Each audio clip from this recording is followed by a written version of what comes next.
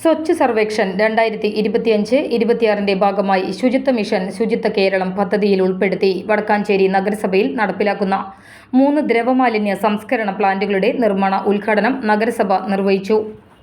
വടക്കാഞ്ചേരി നഗരസഭ vice chairperson അധ്യക്ഷത വഹിച്ച ചടങ്ങിൽ ചെയർപേഴ്സൺ മിനി അരവിന്ദൻ ഉദ്ഘാടന കർമ്മം നിർവഹിച്ചു.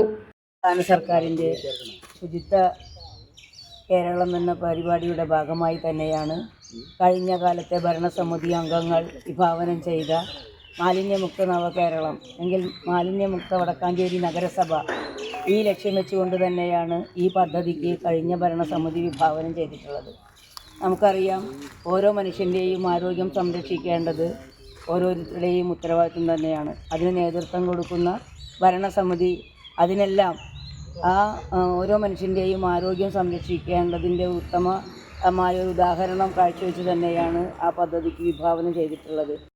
5 KLD ശേഷിയുള്ള പ്ലാന്റുകൾ സ്ഥാപിക്കുന്നതോടെ വടക്കാഞ്ചേരിയിലെ ദ്രവമാലിന്യ പ്രശ്നങ്ങൾക്ക് ശാശ്വത പരിഹാരമാകുമെന്ന് ചെയർപേഴ്സൺ അഭിപ്രായപ്പെട്ടു. ആദ്യഘട്ടത്തിൽ ഓട്ടുപാറ ബസ് സ്റ്റാൻഡ്, വടക്കാഞ്ചേരി നഗരസഭ ഓഫീസ്, തലപ്പള്ളി താലൂക്ക് ഓഫീസ് എന്നിവിടങ്ങളിലാണ് പ്ലാന്റുകൾ സ്ഥാപിക്കുന്നത്.